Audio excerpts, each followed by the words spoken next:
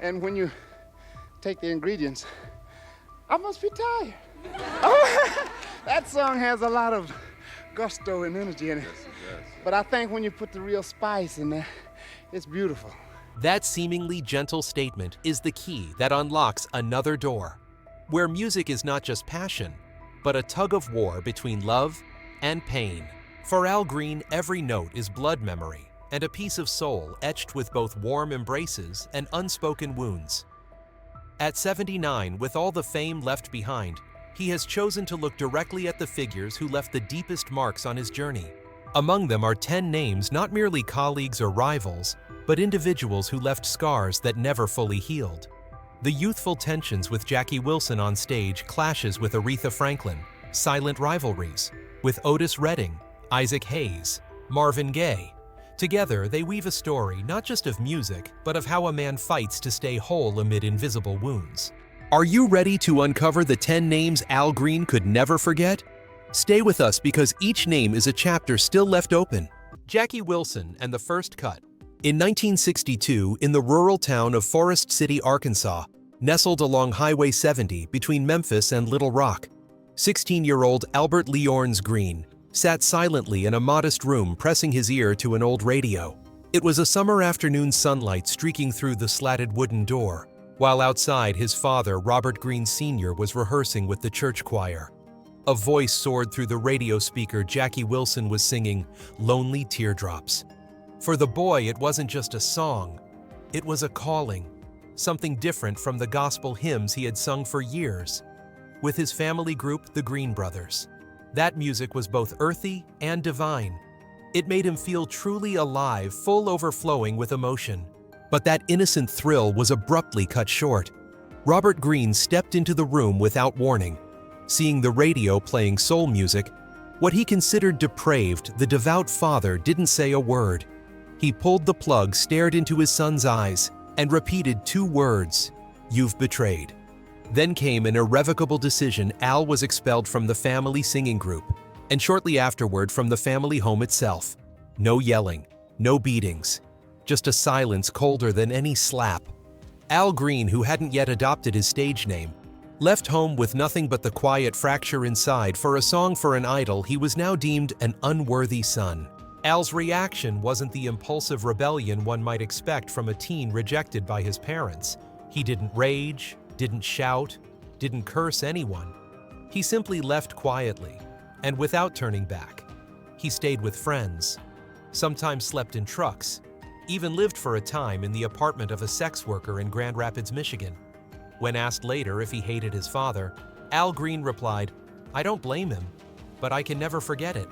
That answer held more than easy forgiveness.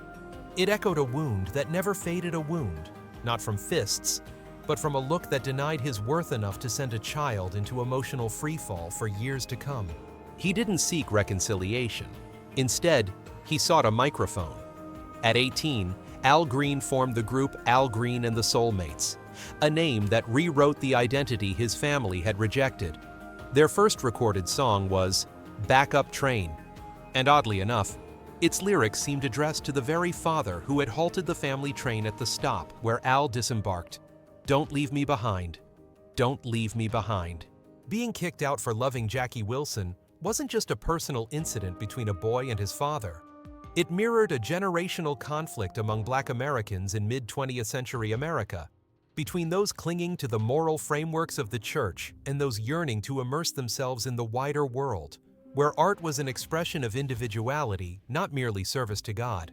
Jackie Wilson, born in 1934, and Al Green's idol, wasn't just a singer. He was a symbol of breakthrough blending R&B, pop, and doo-wop with fiery, sensual stage performances.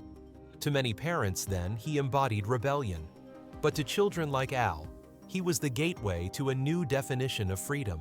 The story between Al Green and Jackie Wilson, though they never met in person, was the catalyst for Al's lifelong internal struggle between the sacred and the secular, the preacher and the soul singer, faith and passion. That early wound inflicted by a song would lead to a dazzling career, but also planted a deep-rooted fear. Could loving the wrong melody cost him everything again? That fear still lingered as he stepped onto the stage to open for the most revered female voice in soul history, a woman who would not only hurt Al again, but also teach him the limits of the stage and the limits of ego. Aretha Franklin. Aretha Franklin and the Night. He was cut from the stage. In 1969, at age 23, Al Green was invited to open for the legendary concert series, headlined by the Queen of Soul, Aretha Franklin. It was more than a rare opportunity for a young artist to prove himself. It was an almost unimaginable honor for someone just emerging from the small recording studios of Memphis. Everything felt like a dream coming to life, and then it crumbled in a single night. Al Green was never the timid type. Despite his youth and inexperience, he stepped onto the stage with a confidence bordering on arrogance. His voice was as smooth as velvet, his performance electric, and above all, he had a signature habit. He liked to step down into the audience singing, while exchanging glances, smiles, even handshakes. Not to steal the spotlight, but as a way to share emotion.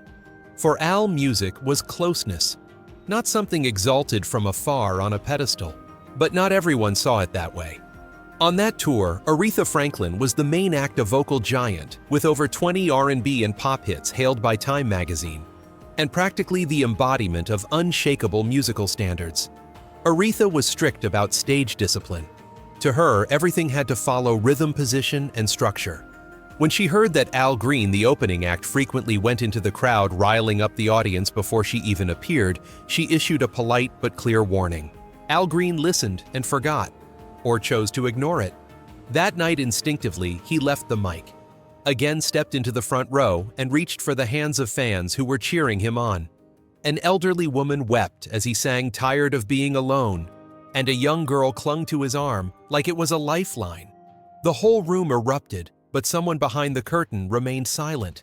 And when the spotlight dimmed and the music faded, a final word came from the tour manager: "He won't sing here again." Aretha Franklin had made her decision, no explanation needed.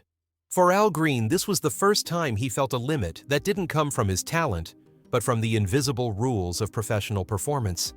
Being cut from the tour wasn't just a career setback, it was a blow to his youthful belief that sincerity was enough.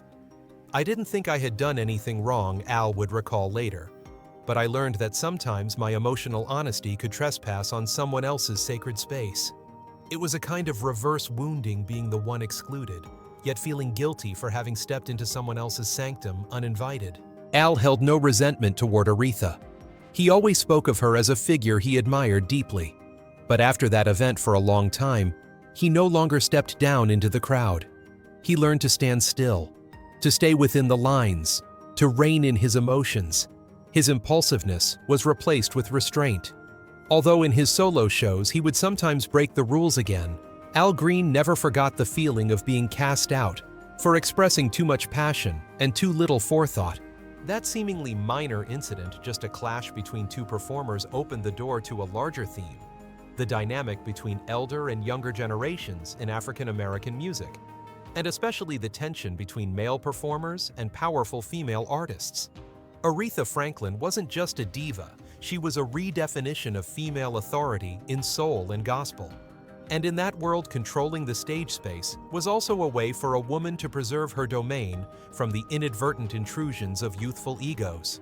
Perhaps because of that lesson, when Al later encountered contemporaries, those who weren't just senior figures, but looming shadows in music history, he chose a different stance, silent but firm from within. The man who was once removed from a tour by Aretha would now continue his journey alone, this time to confront the biggest shadow in Memphis: Otis Redding. Otis Redding, the giant shadow. In 1971, as Al Green began to gain attention with his smooth soul ballads, the name Otis Redding still echoed with sacred resonance in Memphis, the city where Al lived and made music. Although Otis had died in a tragic plane crash in 1967 at just 26 years old, his songs like "Try a Little Tenderness" and "I've Been Loving You" too long remained the gold standard every Southern soul singer had to face and usually failed to surpass. Stax Records, the label synonymous with Otis, had become a silent temple of music.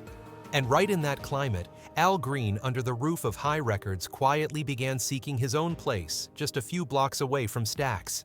There were no public spats, no declarations of "I will surpass Otis."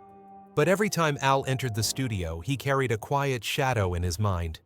In one interview, he once said, "When I heard Otis sing 'I've Been Loving You Too Long,' I felt like I had to respond. Not to be better, but to prove I had something to say too." Al Green's answer came in the form of "I'm still in love with you," then "Tired of Being Alone," and "Let's Stay Together." Love songs not soaked in heartbreak. Like Otis's, but soft, hesitant, even vulnerable. The kind of vulnerability people are willing to trust. Al Green's reaction to Otis Redding's shadow wasn't rejection. It was a journey in another direction to carve out his own sky. He didn't growl, didn't cry out, didn't summon storms. He whispered, caressed, barely a breath. And because of that, people remembered Al as something else. Not a replacement for Otis, but the opener of a new branch of soul. Calmer, deeper, more refined. Yet this unspoken contest wasn't just about two artists. It reflected a cultural shift from traditional soul marked by the blues and powerful gospel of Otis Redding to a new kind of soul laced with pop and urban romance embodied by Al Green. It was the move from church cries to living room whispers, from explosive emotion to emotion under control. Al Green, with his quiet and distinct approach, not only escaped Otis Redding's looming shadow, but also set a new standard that you didn't need to sing loud to sing deep. When Al looks back on his career, he probably never thought he'd beaten Otis Redding, because he knew a large shadow doesn't need to be erased. You just need the courage to walk beside it. And that's exactly what he did. Not through competition, but by silently stepping into the light where his voice could rise not in opposition, but in distinction. Isaac Hayes, the rival in the shadows. Early 1970s. Memphis wasn't just a city, it was a furnace of music. Amid cigarette smoke, Hammond organ keys, crisp drum beats, and slithering bass lines, two musical empires quietly shared the same Air Stax Records, where Isaac Hayes rose as a revolutionary figure, and High Records, where Al Green was gradually affirming himself as a romantic voice breaking out of the American South. Two men, two schools of soul living, recording and breathing in Memphis, yet never stepping into the same room. Isaac Hayes, towering bald with gold chains hanging heavy on his chest, was more than an artist. He was a symbol. The first to transform soul into something close to pop philosophy, cinematic, grand, introspective, with albums like Hot Buttered Soul, where each track stretched nearly 20 minutes. When Hayes won an Oscar in 1972 for Theme from Shaft, he didn't just represent Stax, he embodied Black power in American pop music. To Al Green, who was then beginning a streak of commercial hits under High Records, Hayes was a mountain he had to surpass, but not by climbing the same trail. In an interview, Al Green once candidly recalled his reaction to hearing Hayes perform One Woman, a haunting, emotionally charged soul song. Al exclaimed, half joking, half serious, "I wish he'd just take those damn gold chains and hang himself." It wasn't hatred, it was envy, so raw it left him flustered. Because Hayes wasn't just successful, he owned the spotlight, the awards, the image, everything a soul artist could possibly dream of. Guided by producer Willie Mitchell, Al Green and High Records chose a radically different path to coexist with the Stax juggernaut. If Hayes brought soul to the cinema, the grand stage, and full orchestras, Al Green shrank it into a whisper in your ear. They were polar opposites, one explosive, the other restrained. One led a cinematic soul movement, the other preserved gospel's intimacy and wrapped it in romance. Their rivalry wasn't declared through diss tracks or public feuds. It played out quietly on the Billboard charts. In 1972, while Hayes basked in glory, Al Green's Let's Stay Together hit #1 on the Billboard Hot 100, the only time he'd topped the American pop charts. For Al Green, Isaac Hayes was a challenge, a muse. And the reason he had to be different, not to win, but to survive. And perhaps without Isaac Hayes, there wouldn't be an Al Green so calm and understated that each time he sang, people seemed to forget how to breathe. Marvin Gaye, a parallel between two broken souls. Al Green never sang with Marvin Gaye. No joint performance, no recorded collaboration, not even a documented formal meeting. Yet strangely, throughout the golden years of 1970s soul music, Marvin Gaye was always present in Al Green's journey, like a mirrored reflection, echoing the deepest insecurity within him. How to live truthfully between two worlds, constantly pulling at you. They shared striking similarities. Both were born into devoutly religious families, Marvin the son of a strict preacher, and Al Green famously cast out by his own father for listening to Jackie Wilson. Both were raised in church and began their musical lives in gospel. Both possessed slender, supple voices capable of soaring falsettos like the whisper of a soul. And both were eventually drawn into the secular world, not only by love and desire, but by stage lights money and wounds without names. In the 1970s, Marvin Gaye released What's Going On, a socially conscious, meditative, and stunning album that Motown initially refused to release. Meanwhile, Al Green was quietly sending breath-light love songs to the top of the Billboard charts. Let's Stay Together, I'm Still in Love with You, Tired of Being Alone. Marvin sang about war forgiveness, God and humanity. Al whispered to his lovers, to himself, to his own tender loneliness. One moved from gospel to soul, and then back to spiritual introspection. The other from soul to gospel, then struggled to return to the worldly stage. They weren't rivals. They were counterweights. In an interview, Marvin Gaye was once asked, "Do you think you'll leave pop music to sing gospel like Al Green?" He didn't answer directly. He looked into the distance, smiled faintly, and said only, "I'm still trying to understand myself." That answer reverberated with the very conflict in Al Green's own heart. For while Marvin Gaye was engulfed in scandal tax issues and exile in Europe, Al Green was donning a preacher's robe standing at a small pulpit in Memphis, praying alongside poor black communities. Two men both fallen, but each climbing out through opposing paths. Though never stated outright, Al Green once admitted he feared Marvin Gaye's aura. "I don't want anyone comparing me to Marvin," he said, because Marvin was too big and too complicated. It wasn't that he doubted his own ability to sing, it was that he knew Marvin bore a wound. Al wasn't sure he could carry the wound of someone unable to fully belong anywhere. Not on stage, not in church, not even within his own family. Marvin Gaye was shot and killed by his father in 1984, just one day shy of his 45th birthday. That death, so tragic and heavy, felt like the final cut to the soul's ideal of healing. Al Green later admitted he never stopped listening to Marvin's music. On sleepless nights, he'd play Distant Lover or Trouble Man, not to learn how to sing them, but to remember he once walked alongside a soul so shattered on a road, neither of them truly knew how to follow. In Marvin Gaye's reflection, Al Green didn't see a rival. He saw himself had he chosen never to stop. And that was the moment he understood some things aren't about winning or losing. Just surviving it all is already a victory. Syl Johnson, The Unnamed Resentment. Both were black soul vocalists. Both chose Memphis to grow their careers. Both signed to High Records. Yet between Al Green and Syl Johnson, there always existed a gap that could never be bridged. Not because they hated each other, nor due to any known argument, but because one was lifted onto a pedestal of glory, while the other remained in the shadows, eyes burning with bitterness, toward a stage he believed he rightfully belonged to. Syl Johnson arrived at High Records in 1971 just as Al Green was skyrocketing. In just 2 years from 1971 to 1973, Al Green had 3 gold-certified albums with consecutive top 10 Billboard hits like Let's Stay Together #1, I'm Still in Love with You, and You Ought to Be With Me. Meanwhile, Syl, despite possessing a versatile voice blending soul, blues, and funk, was repeatedly overshadowed. Songs like Is It Because I'm Black and Take Me to the River, which he recorded before Al Green never reached the recognition Syl believed they deserved. In a pensive interview, he once said, "Everywhere I go, people ask me, 'Are you Al Green?'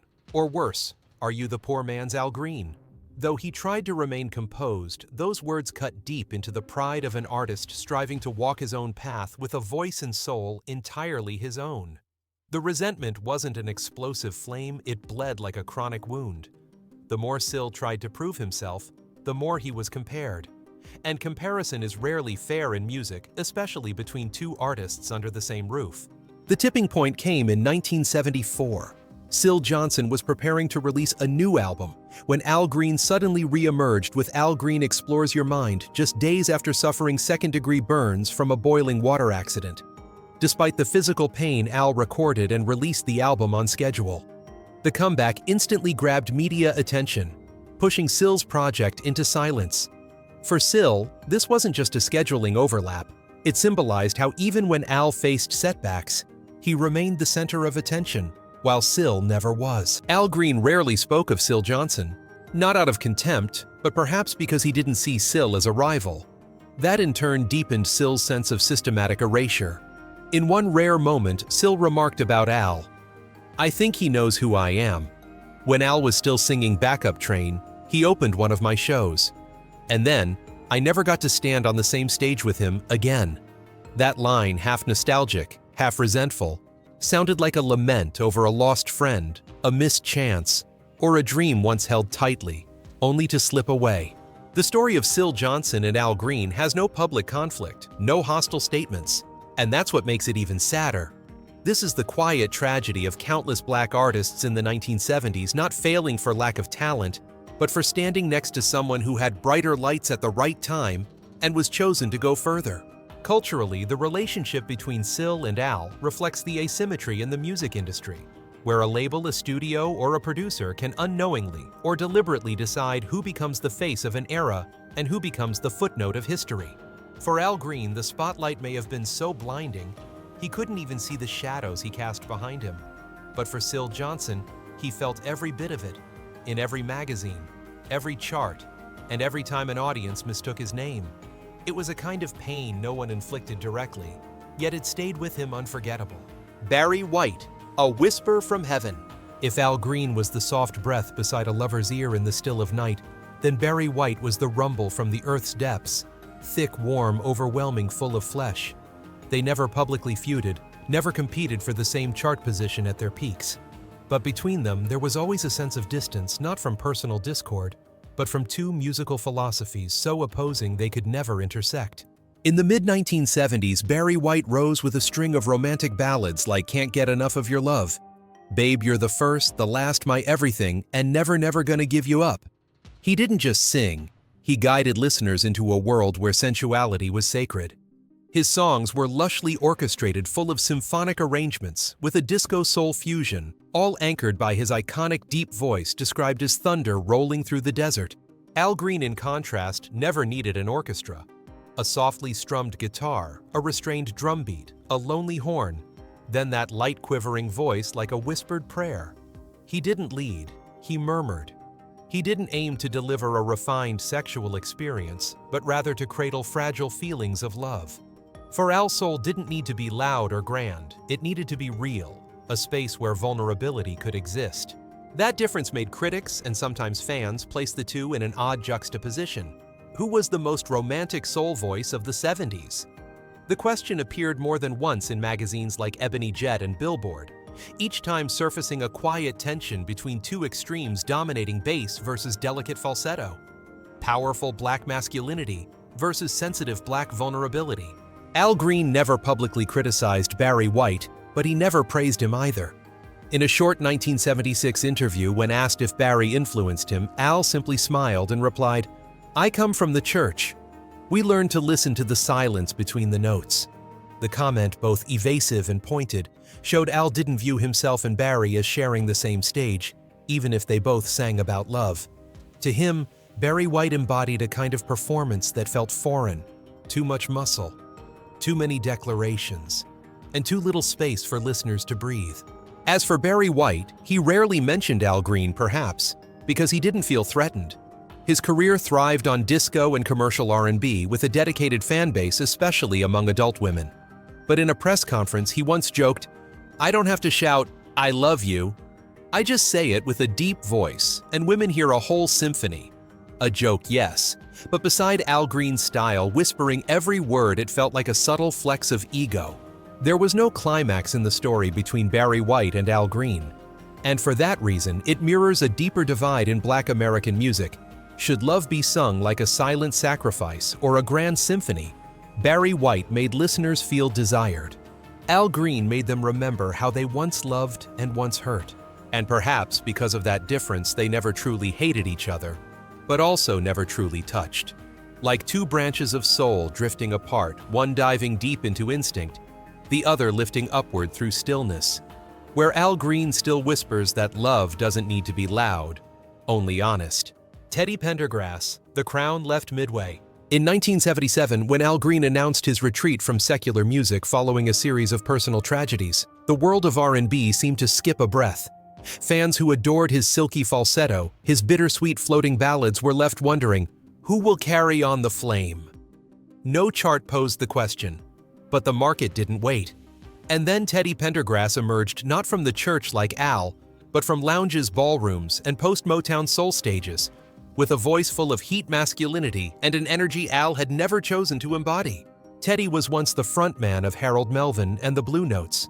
But only when he went solo did this Philadelphia-born singer truly become a phenomenon. Close the door. Turn off the lights, come go with me.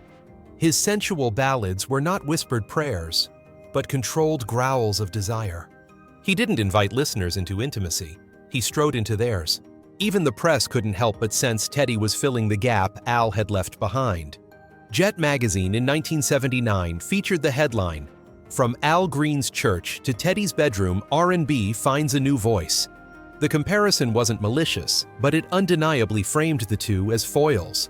One man walking away from the spotlight towards spiritual peace, and another stepping boldly into its center. Al Green never publicly commented on Teddy Pendergrass, neither praise nor critique. But for a man who had dominated romantic soul for a decade, the rising of Teddy couldn't have gone unnoticed. Though Al had withdrawn from R&B to focus on preaching and gospel, he never severed his connection to music. And Teddy's presence must have left echoes not of envy, but of witnessing his past being continued in a different, more visceral form, still rooted in pure soul. For Teddy, Al's shadow wasn't something to avoid, it was a mountain to climb. He once said in an interview, "I grew up listening to Al Green, but if I just repeated him, I'd never be myself." The statement wasn't boastful. It was a declaration that legacy isn't about imitation, but evolution. Later, when Al Green returned to secular music in the late 1980s, he never proclaimed, "I'm back to reclaim the throne." He knew the crown was no longer on any stage, it had moved somewhere deeper, in a place where a singer pours out everything he's ever lost. And he also knew that in the chapter of history, he had left unfinished someone like Teddy had continued writing, not to overshadow, but to prove that the soul of black music never breaks. It simply finds a new voice to carry the dream. Patti LaBelle, A Lesson in Boundaries.